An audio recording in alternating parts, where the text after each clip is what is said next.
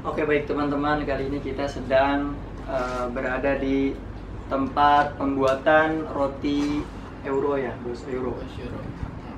Langsung aja ke wawancaranya ya. Yang pertama mungkin dari profil UMKM sebenarnya ya. Iya. UMKM roti bos euro ini siapa sih pendirinya?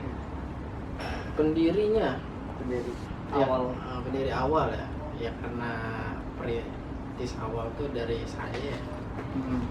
Jadi karena udah ada teman-teman ya, untuk awalan ya tadi kalau Ustadz sama saya bareng-bareng sama teman-teman mahasiswa juga tadi kayak yang sekarang, karena kita lingkupnya itu bagaimana caranya teman-teman itu menganggap ini tuh bukan milik saya ataupun yang lain, tapi milik bersama. Tapi kalau dibilang perintis, Mas Yuda perintisnya. Ya kalau buat awalan. Untuk berdirinya UMKM Bos Euro ini kapan berdirinya? Untuk berdirinya tahun 2023 di bulan Oktober. 2023. Bulan Oktober. Berarti baru 2 tahun. Ya untuk jalan ke sini mah baru 2 tahun kurang lah ini, karena untuk efektifnya sih sebenarnya kalau untuk penjualan itu kita ya karena kan banyak ada liburnya kan, kita pausannya kampus kan, ya paling baru ada setahun lah untuk penjualan sendiri. Baru setahun. Kalau dihitung-hitung baru setahun.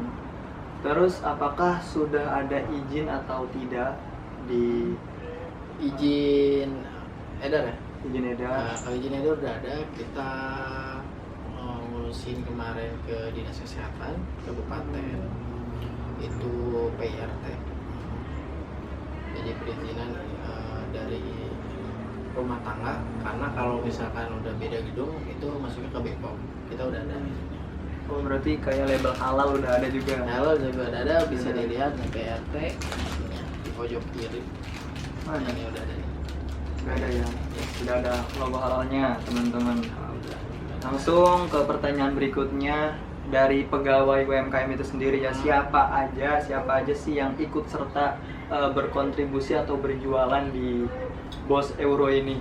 Oke, untuk yang berjualan di Bos Euro, kalau produksi juga masuk ya? Iya.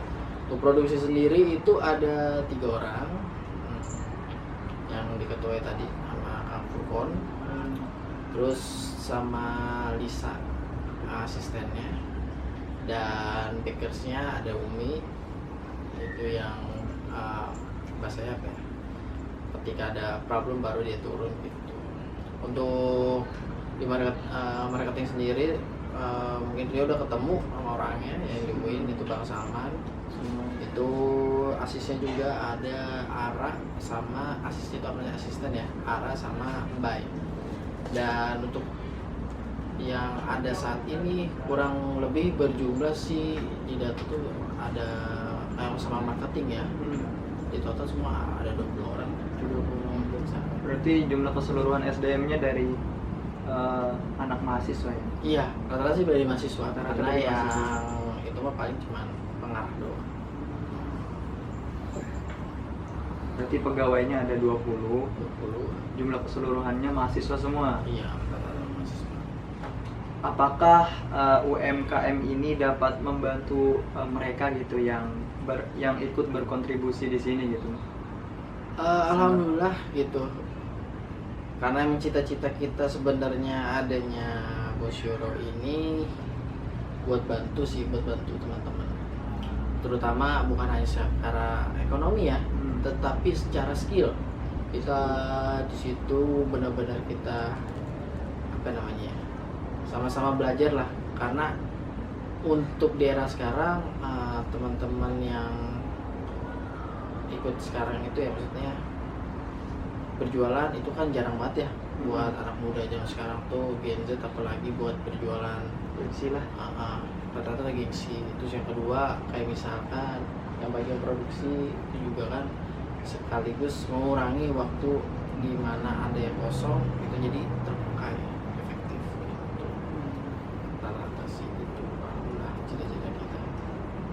berarti cita-citanya itu lebih ke apa ya, mainin Memperdaya mahasiswa. bagaimana mahasiswa itu bisa bergerak aktif lah. Selanjutnya dari tujuan perencanaan UMKM ini, untuk permodalan ini bagaimana prosesnya? Apakah sudah termanage atau sudah diperkirakan gitu? Alhamdulillah untuk modal sendiri emang sekarang saya yang penanggung jawab ya. Dari dulu emang sudah termanage. Yang jelas emang dari satu pihak, dari saya dengan dua pihak lah ya.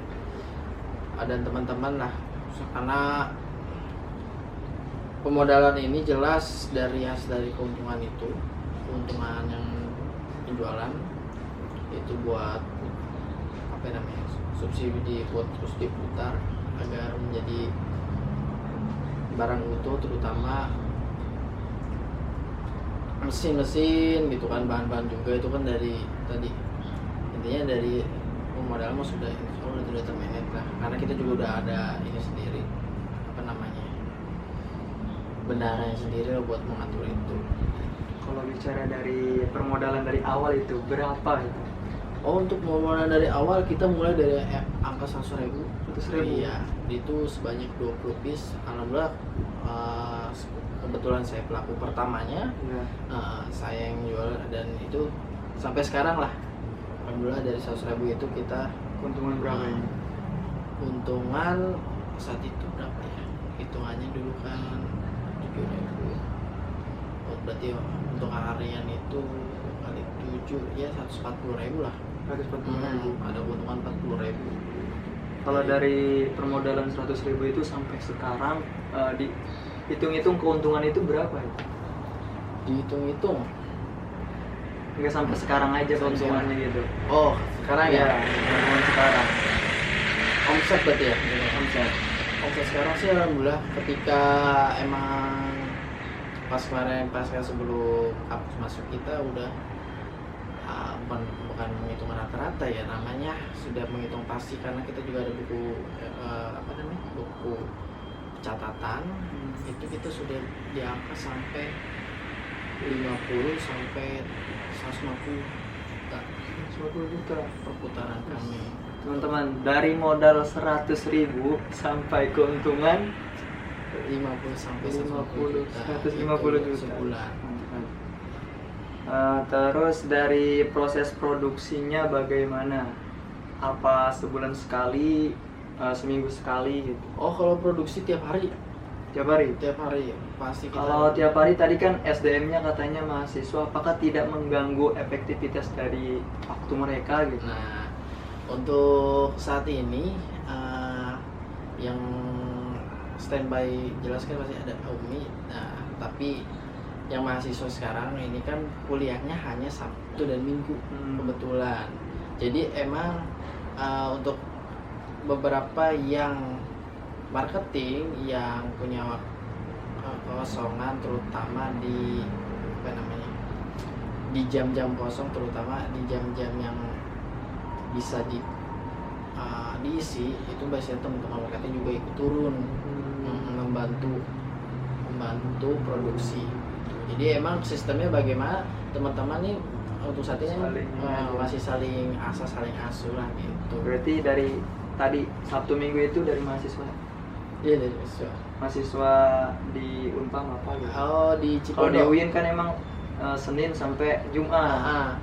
Untuk yang mahasiswa yang diproduksi ini, karena emang tadi ya ngambilnya kan dia Sabtu Minggu itu dia di kuliah di Cipondo. Jadi emang sistem kuliahnya ya mungkin dia bisa menyesuaikan ya, alhamdulillah ya udah gitu. Dari dia. Ada berapa anak UIN di sini? Anak UIN marketing sama ini ya, Marketing ya. Kebanyakan dari marketing. kebanyakan dari marketing sih. Untuk marketing sendiri anak UIN tuh ada kayaknya 5 anak UIN di sini. Terus kalau berbicara perihal produk ya, berapa lama sih ketahanan produk ini? Kalau yang lain-lain kan ada pengawetnya gitu. Sebulan 2 bulan. Kalau ini mah karena kan sebenarnya roti anget ya, kita nggak Ya. ada pakai pengawet.